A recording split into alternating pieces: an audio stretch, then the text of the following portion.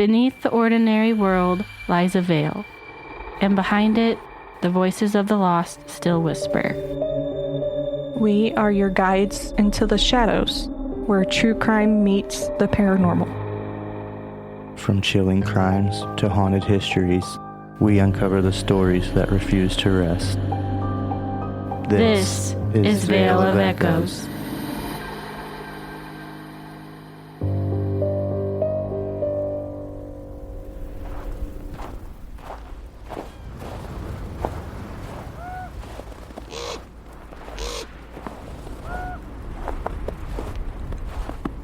Alaska doesn't chase you. It waits. Miles of wilderness with no roads, no cell service, no witnesses. Just snow and silence that never ends.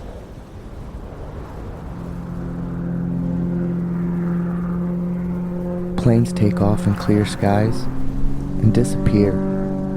No mayday, no wreckage.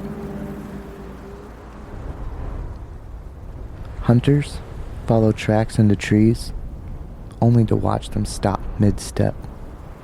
Search dogs lose the scent. Compasses spin. Radios fill with static, like something breathing on the other end. Locals say the land feels wrong here, like it knows you're there. Watching where you walk, waiting to see if you're meant to leave. They warned about this place long before maps gave it a name. Spoke of spirits that mimic voices, of cries for help that aren't human. Once you follow the sound, you don't come back. People don't disappear here. They're kept.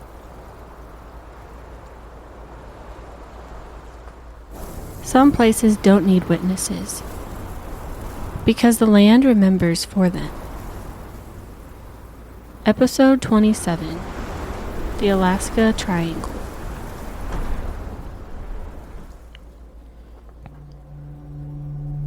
Hey everyone, welcome back to Veil of Echoes. We're your host. I'm Zach. And I'm Bria. Unfortunately, Lindsay won't be with us tonight. She's attending her sister-in-law's wedding reception. But she'll be back with us for Monday's episode. So tonight it's just the two of us, and one of the most unsettling mystery zones on Earth. Before we begin, a quick content warning. This episode includes discussions of disappearances, fatal incidents, and unsettling circumstances surrounding missing persons. Listener discretion is advised. We tell these stories not to sensationalize tragedy, but to remember the lies behind the mysteries and the questions that were never answered. And if you've been walking through the veil with us, thank you. Every listen, follow, review, and share helps keep the podcast alive and helps these stories reach the listeners who are meant to hear them. And if there's a case, true crime or paranormal, that stayed with you, send it our way. You can find us on Instagram, TikTok, and Facebook at Veil of Echoes Podcast. Your suggestion might be the next story we bring into the light. To understand the Alaska Triangle, you have to understand the land itself. To understand the Alaska Triangle, you have to understand Alaska itself. Not just the terrain, but the way the land has always been understood by the people who lived here long before maps, borders, or warning signs. Alaska is vast, in a way that rewires your sense of scale. More than 660,000 square miles of land. Most of it uninhabited. No roads, no cell service, no clear sense of direction once you're deep enough inside it. Out here, the land doesn't guide you. It absorbs you. The region often referred to as the Alaska Triangle stretches roughly between Juneau, Anchorage, and Utqiagvik, forming a massive interior of forests, tundra, rivers, and mountain ranges. There are no official borders, no signs marking where it begins. You only realize you've entered it when something feels off. Long before the term Alaska Triangle existed, Indigenous communities already knew there were places you didn't linger. The Tlingit, Athabaskan, and Yupik people passed down oral warnings, not myths meant to scare children, but survival knowledge meant to keep people alive. Certain valleys were avoided. Certain forests were entered quietly, if at all. Among the Athabaskan people, the land is not seen as empty or neutral. It's alive, aware, something that listens and remembers. They taught that the wilderness doesn't belong to humans. Humans belong to it, temporarily. In several Indigenous traditions, silence wasn't fear. It was respect. Talking too much in certain places was believed to draw attention. Not from animals, but from things that notice patterns. Children were taught rules early. Never follow a voice you can't see. Never answer your name if you're alone. And among some Athabaskan elders, there was another warning. Never whistle at night. Because repeating a sound into the wilderness was believed to be a way of saying, you're listening. And once the land knew that, it listened back. To the Tlingit, the boundary between the physical world and the spiritual world is thin in certain places. Voices can cross it. Appearances can deceive. And not everything that looks human is. These weren't legends told for entertainment. They were warnings. Because when people ignored them, they didn't always come back. Modern explanations try to separate the land from the stories. They talk about weather systems, terrain, and isolation. And those dangers are real. But even when you account for them, something doesn't add up. Alaska has one of the highest missing person rates in the country, more than double the national average. Thousands of people have vanished here. Hunters, hikers, pilots, children, some inexperienced, others deeply familiar with this land. And that's what makes the Alaska Triangle so unsettling.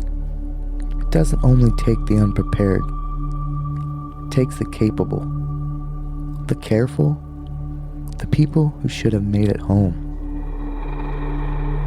Search teams report strange patterns. Navigation equipment behaving erratically. Radios cutting to static. A persistent feeling of being watched, not threatened, but observed. Some volunteers refuse to return after a single search. They don't give reasons. They just say the land felt closed. To the people who lived here first, that feeling was never a mystery. It was a reminder. Because in Alaska, the wilderness isn't empty. It's listening. So, if the people who lived on this land for thousands of years warned you not to go somewhere, would you trust their knowledge or trust yourself instead? I feel like I'd have to trust their knowledge because, the Dyatlov Pass? Yeah. Those people name that the Dead Mountain for the fact that even experienced people disappeared on there. People died on there.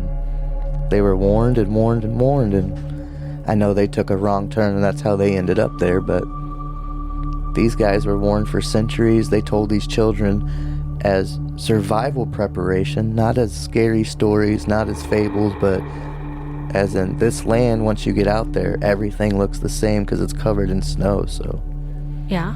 you don't know exactly what direction you're going. By the time you turn around, like they said, some of your footprints can be gone. Yeah. Trained professional dog tracking dogs are losing sense mid path. Yeah, it kind of reminds me of movie Holes with Madame Zeroni, because she says, I don't know, that's because she was warned. She warned him, yep. Yeah. That she gave him the pig and told him he had to take it up the mountain to drink every day, and once it was big enough or grown that she could sell it, but after he sold it, he was supposed to come back and carry her up the mountain to get a drink. Yeah. And he never did, and that's what cursed them that whole time. Yeah. But then when... Like Elder's warnings. Yeah, but then when he got 0 to the top and 0 drank out of it, it kind of like broke the curse because of the bloodline. Yeah. I don't know what reminded me of it. Yeah, because I mean, movie. she warned him, and he didn't listen, and he was cursed. His whole family was cursed. And I feel like that can, I mean, that's what happens with these types of legends. Especially in times when, I mean, it's not fable, it's not fairy tale, and when it's based on survival, then you're more likely to pay attention than when, like, oh, well, folklore goes, well, folklore's folklore. Everybody likes to tell a story, but when you're like, well, a lot of people died because they didn't, and then you're like, oh, that opened up my ears a little more, and Yeah. you're definitely going to take more precautions if you're trained, or especially if you're untrained, you should. Yeah. Or kind of like Indian burial grounds. They say don't build on them or whatever. And then, Yes, like... but people do, and then, I mean, you hear stories like people end up dying. Yes. Or, The poltergeist movies. yeah. Yeah. And nowhere does that awareness feel more unsettling. Then in the skies above Alaska. For most people, getting lost is something that happens on the ground. But in Alaska, even the sky isn't safe. Small aircraft are a lifeline here. Bush planes carry mail, food, medical teams, entire families into places roads will never reach. Thousands of flights cross Alaska every week. Most arrive, some don't. Since the 1970s, more than 2,000 aircrafts have gone missing across Alaska. Some were later found, broken against mountainsides, or buried beneath ice and snow. But others were never recovered at all. No wreckage, no remains, just empty sky. One of the most well-known disappearances happened in October of 1972. A twin-engine Cessna 310 departed Anchorage, bound for Juneau. On board were 4 people, including U.S. Congressman Hale Boggs, then the House Majority Leader. The pilot, Don Johns, was experienced. The flight path was routine. They never arrived. What followed was one of the largest search operations in U.S. history. Military aircraft, the Coast Guard, and civilian volunteers. For 39 days, crews searched mountains, forests, and open water. But not a single confirmed piece of wreckage was ever recovered. No debris field, no crash site, nothing. Officially, the disappearance was ruled inconclusive. Unofficially, it became one of Alaska's most enduring aviation mysteries. The most grounded explanation is also the simplest. A sudden change in weather, disorientation, controlled flight into unforgiving terrain. Those things happen in Alaska. But even decades later, the total absence of debris remains difficult to explain. Another theory suggests the plane went down in deep water, possibly Prince William Sound or a glacial lake. Cold temperatures, extreme depth, heavy silt. If the aircraft sank quickly, it may still be buried, unreachable with the technology available at the time. Others believe the aircraft may have drifted far off course. Alaska is known for magnetic irregularities, areas where compasses behave unpredictably and navigation systems fail. Even experienced pilots have reported losing orientation in clear skies. In a place this vast, being a few degrees off course can mean vanishing forever. There are also rumors that refuse to disappear. Boggs was a powerful political figure, a vocal critic of federal agencies.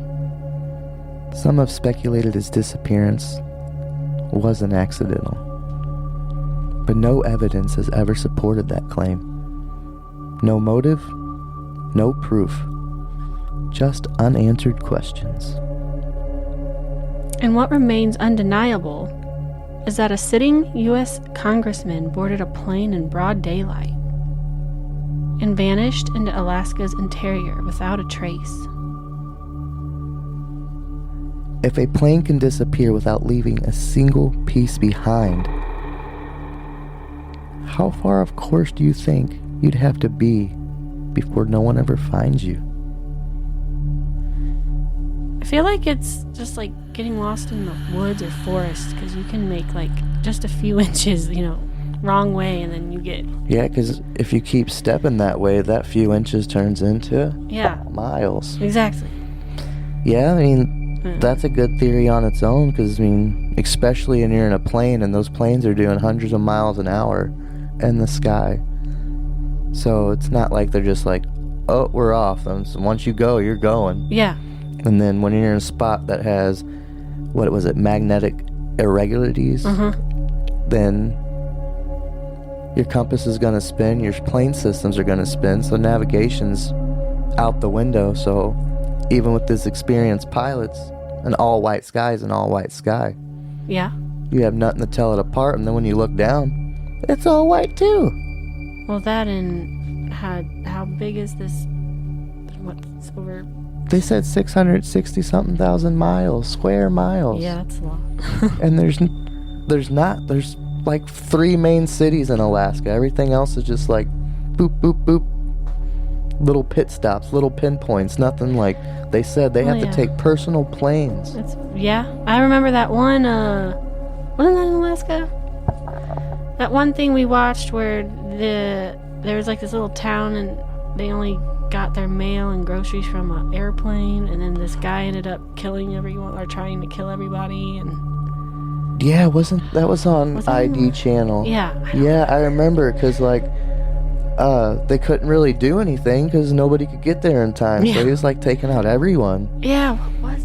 If I remember correctly, like one of the people were saying something like, even like you can't drive anywhere. So all you can do is run, call for help, and help.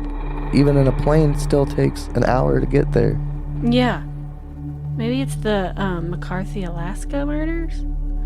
A tiny remote mountain town is nearly wiped out of existence when one of the residents seems to snap and tries to kill the whole town. And one wild morning, this killer attacks person after person, all while another resident tries to warn the others and get a survivor on the only plane out of town. I think that's what it is. Whoa. Sounds familiar, but yeah. Yeah, the McCarthy Massacre. Yep. We might have to do one over there, because that's something to get into. This was it. And it happened in 1983. A resident named Lewis Hastings went on a shooting rampage, killing 6 people and wounding 2 others in the small, isolated community. The victims were largely gathered at a local home that served as the mail collection point near the airstrip, a key hub for the remote town, as access was primarily by plane or a long drive on a primitive road. One resident managed to get a survivor onto the only plane in town to get help and warn others. Jeez. That's what it... Yeah, that was it. The McCarthy murders? Massacre? Yeah. Was his name McCarthy? Or is that the town? That's the town. McCarthy, Alaska. It was Lewis Hastings. But... I mean, the whole plane disappearing thing, though, it reminds me of, like Amelia Earhart, for example. Yes. I mean, she's still not found. I mean, it's obvious. I mean, she obviously, I think, just crashed somewhere, but... I thought they found the plane. No, I think there's... People just being hopeful? That'd be I know great. they said, Amelia Earhart's long-lost plane likely located in a lagoon. But it says her or her plane have never been officially found. Remaining one of aviation's greatest mysteries, though recent expeditions by Purdue University in late 2025 claimed strong evidence points to wreckage in a lagoon on Nikumaroro Island? I think I said that right, I don't know. So, yeah. I don't know. Yeah. Not everyone disappears from the Alaska Triangle and the sky. Most vanish on foot. They leave campsites, trails, cabins, and then they're gone. Some are experienced outdoorsmen, people who grew up in Alaska, who knew how to read weather, how to ration food, how to survive. Others are children. All of them vanished into the same silence. Search and rescue teams describe a pattern they've come to dread. A hiker disappears, volunteers spread out in grid formations, dogs pick up a scent, and then suddenly stop. Not fade, just stop, as if the trail was cut clean. In some cases, the missing are found miles away from where they were last seen. Across rivers, up steep terrain, or deep into areas they had no reason to enter. Sometimes they're discovered without shoes, sometimes without jackets, sometimes with their belongings laid out neatly, not scattered, not torn, just placed. Investigators often point to hypothermia, paradoxical undressing, confusion, impaired judgment. And while that does explain some cases, it doesn't explain all of them. Because some disappearances don't happen deep in the wilderness. They happen close to safety, near campsites, along familiar trails, within shouting distance of help. There are cases where people step away from a group just for a moment, to gather firewood, to use a restroom, to check a trail marker.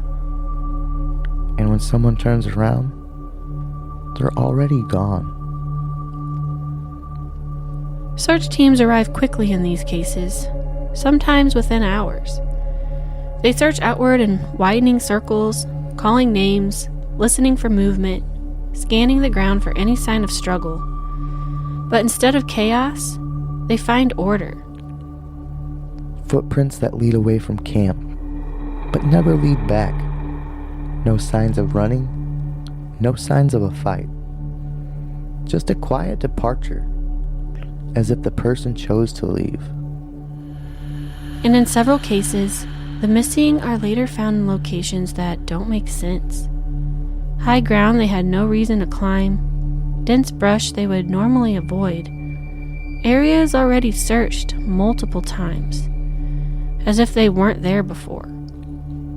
There are also reports of children being found miles away from where they vanished, unharmed, calm, unable to explain how they got there. Some say they followed someone. Others say they were told to wait. A few refused to speak at all. And then there are the cases where the missing are never found, but their belongings are. Boots placed side by side, backpacks set upright, jackets folded, dry and untouched. They aren't scattered, not torn, but left behind with care. Investigators will tell you this is confusion, exposure, the mind unraveling under stress. But the people who find these scenes don't describe panic. They describe stillness. Families are often left with nothing but theories. No remains to bury, no answers to pass down.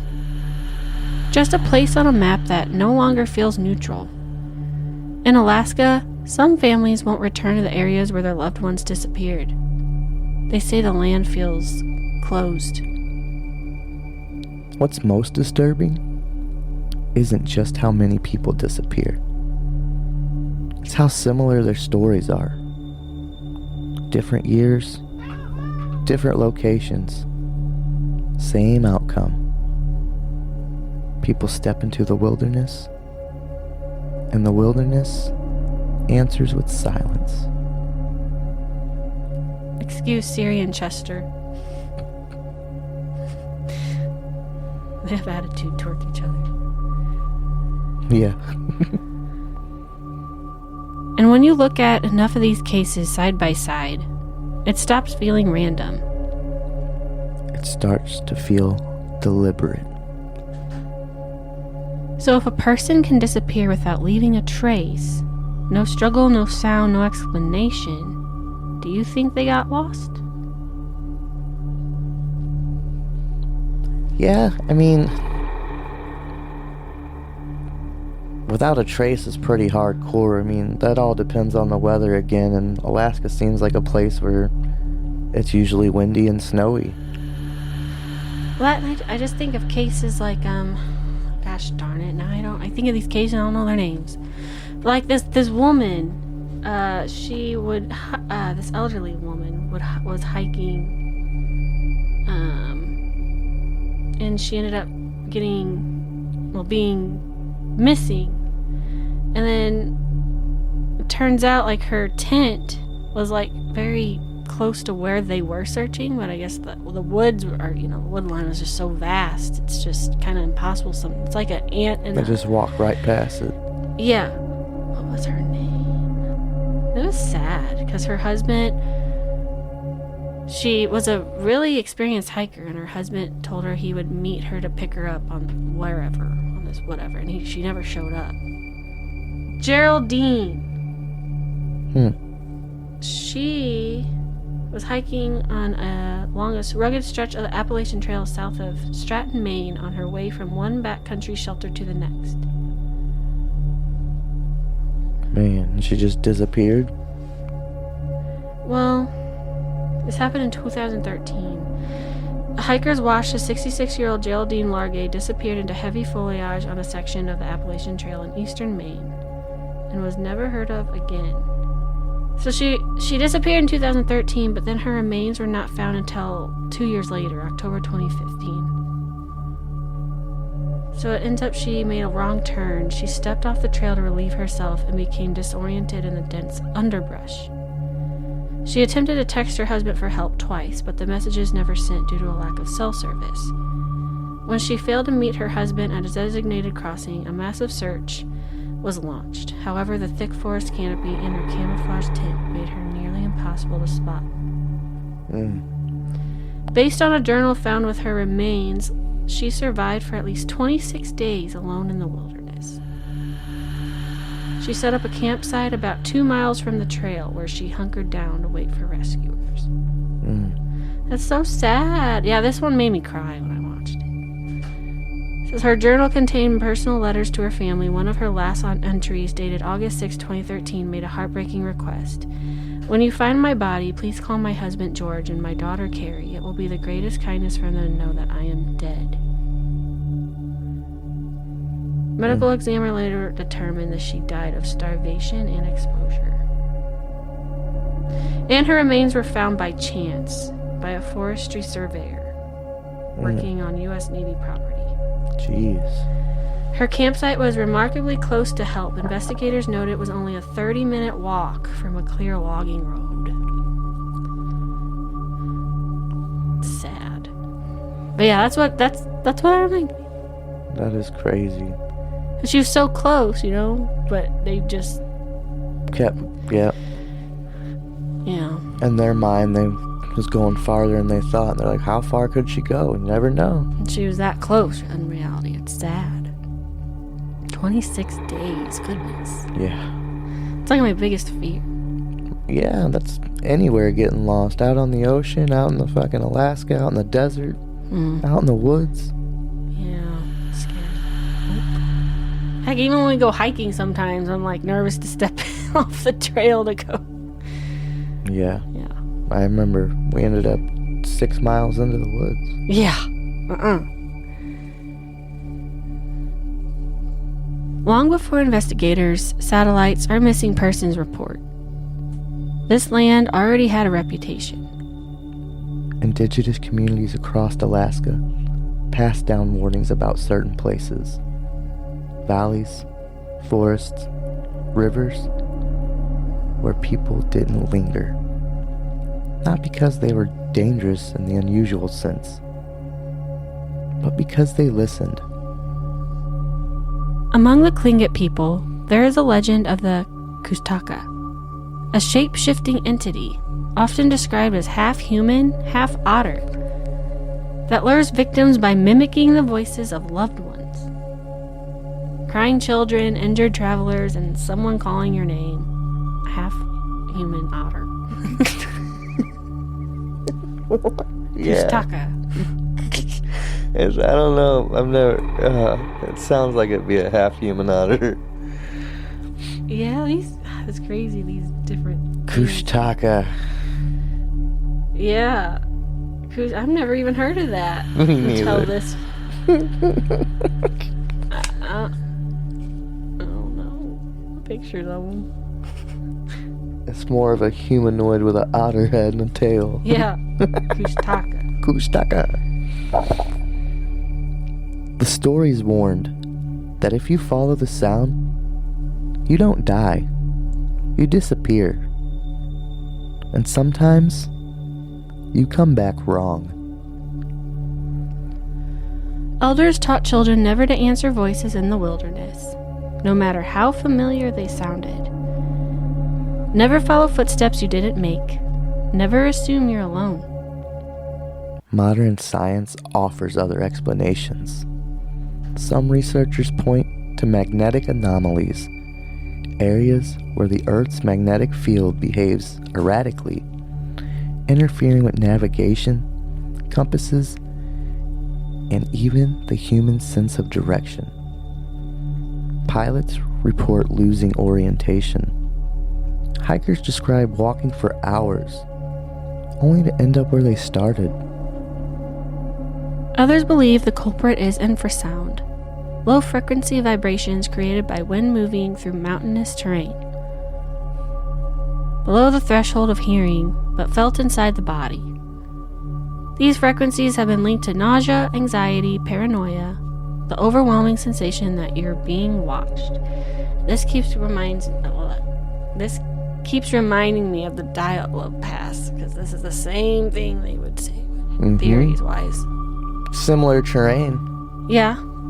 So the infrasound?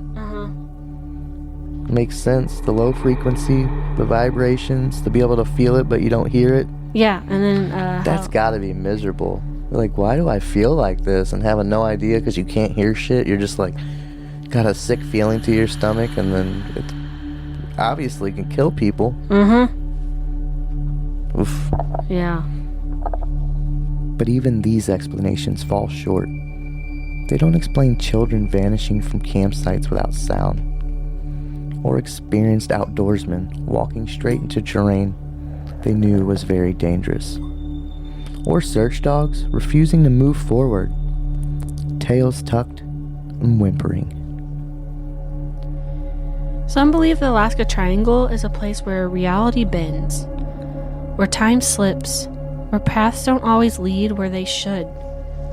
People report losing hours, seeing familiar landmarks that suddenly aren't there, hearing their own footsteps when they've stopped walking. Others believe the land is simply doing what it has always done.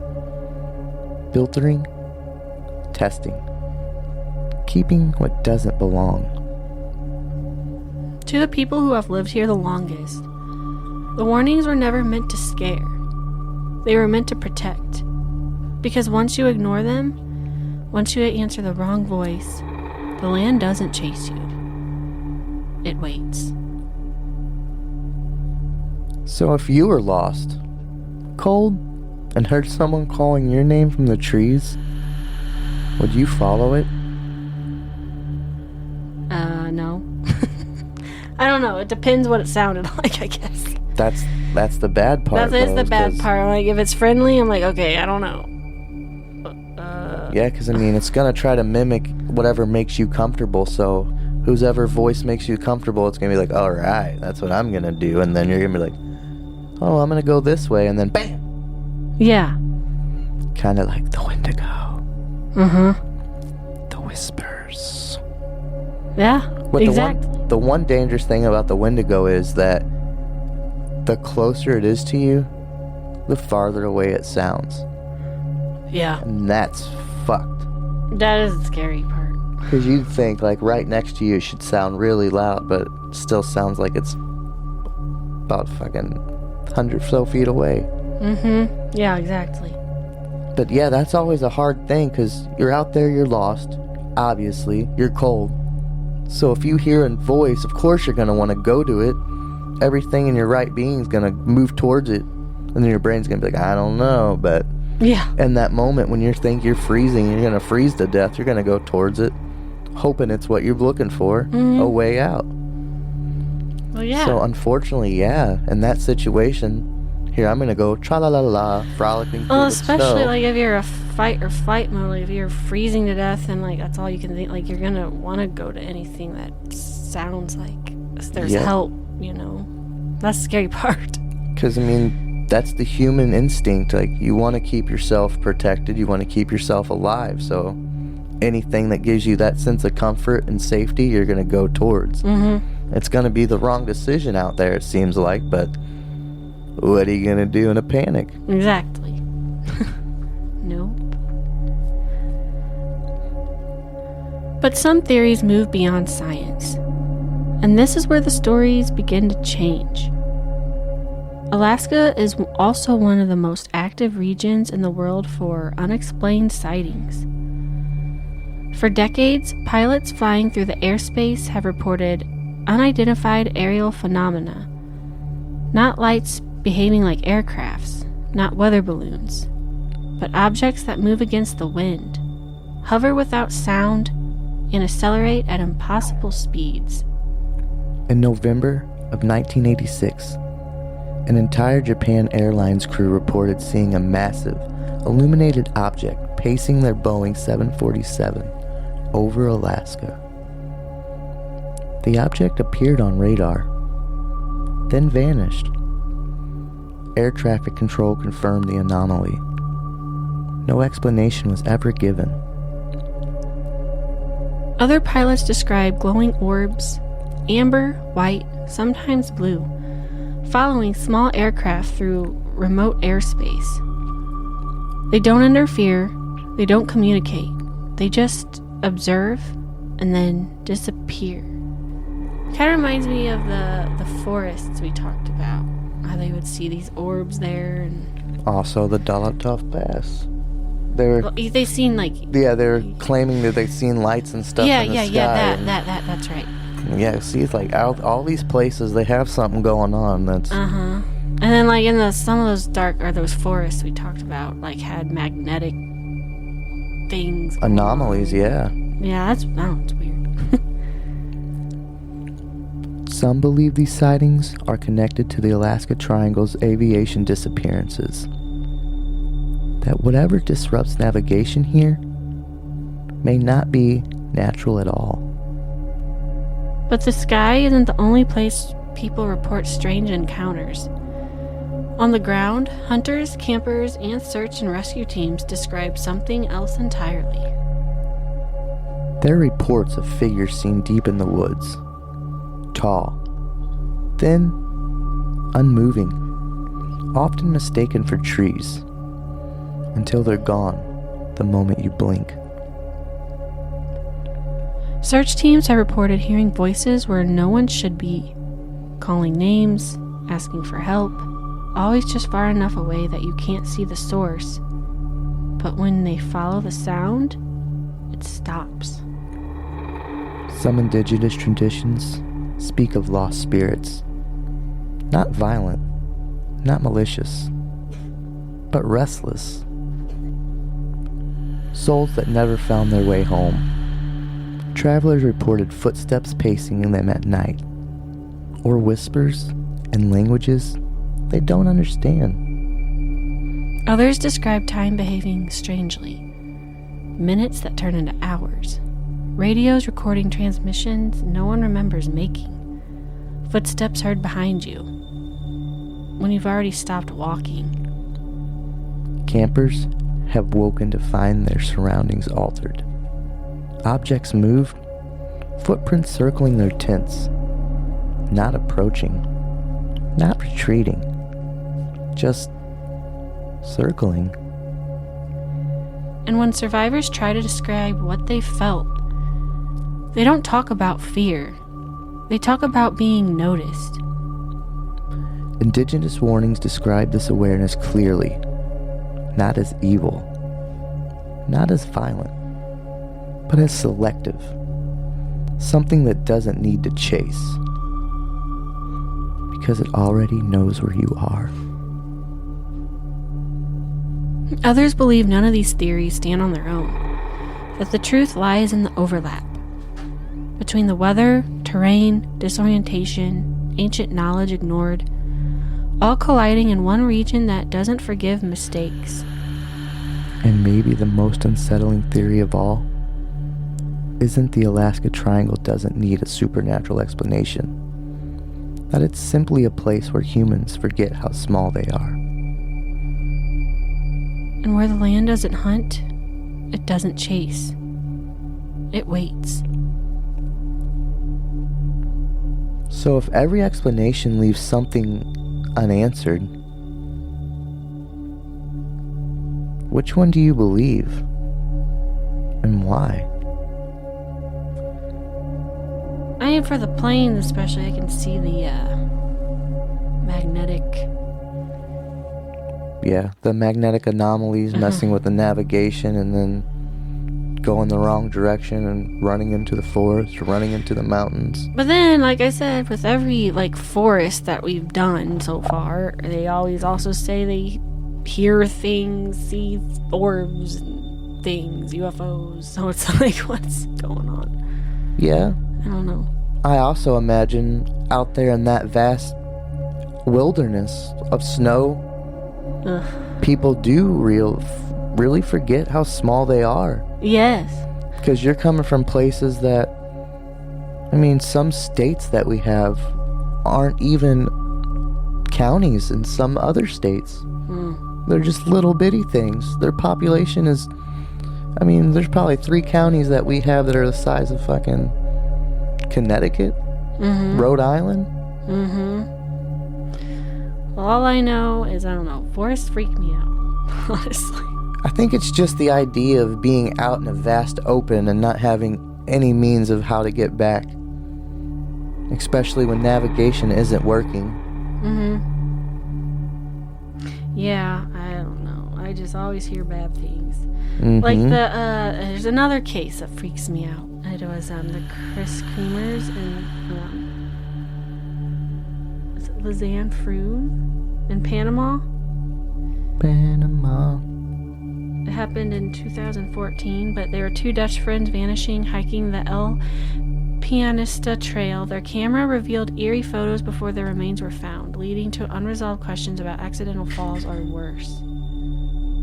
They went on a hiking tour. They were going to go on a tour or something, but then they ended up, they went by themselves without their tour guide or something like that, and then they just got lost because they went the long way, and then no one found them for, I don't remember. Someone found their book bag with a camera in it, and the photos that were on was just weird. The official cause of death remains undetermined, though authorities concluded it was likely an accident. A conclusion many dispute due to suspicious details like mysterious photos on their camera and the condition of their remains.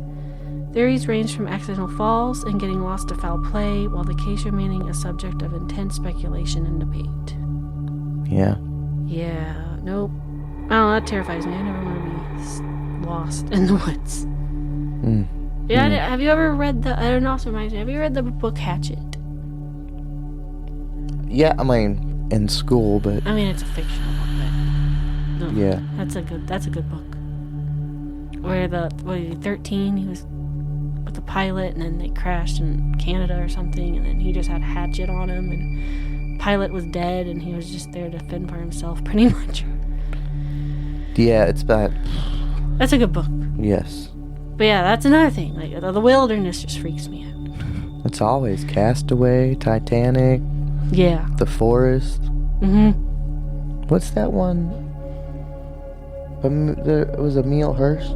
Didn't he wasn't he like stranded or lost in the middle of Canada or something? Yes, Alaska. It was Into the Wild. It was the story of I love that movie. It was a story of Christopher McCandless. He abandoned his possessions and gave his entire $24,000 savings account to charity and hitchhiked to Alaska to live in the wilderness. But he wasn't scared of the wilderness. No. It just, unfortunately, he just died from the elements and... Yeah. That was a good one. But after everything we've talked about tonight, the disappearances, the warnings, the stories people are afraid to tell, one thing becomes clear. The Alaska Triangle doesn't offer answers. It offers patterns. Planes vanish without distress calls. People disappear without struggle. Search teams reach places that feel closed. Different years, different locations. The same silence. Science explains part of it. Weather, terrain, disorientation. Those truths matter, but they don't explain the feeling people describe, that something noticed them first. And the paranormal explanations don't replace science. They sit beside it, watching the same space from a different angle. For the families left behind, the theories don't change the outcome. No remains to bury, no final answers. Just a place on a map that no longer feels neutral. In Alaska, some families won't return to the areas where their loved ones disappeared. They say the land feels wrong. Not dangerous, not angry, just closed. And maybe the Alaska Triangle isn't a mystery meant to be solved. Maybe it's a reminder that some places don't belong to us, that silence isn't empty, and that the land remembers long after we're gone. Thank you for walking through the Alaska Triangle with us tonight, for remembering the stories that don't always have endings and the lives behind the mysteries. If you've been walking through the veil with us, we're grateful for every listen, every follow, and every review. Your support helps keep these stories alive. And if there's a case, true crime or paranormal, that stayed with you, you can reach out to us on Instagram, TikTok, or Facebook at Veil of Echoes Podcast. Your suggestion might be the next story we bring into the light.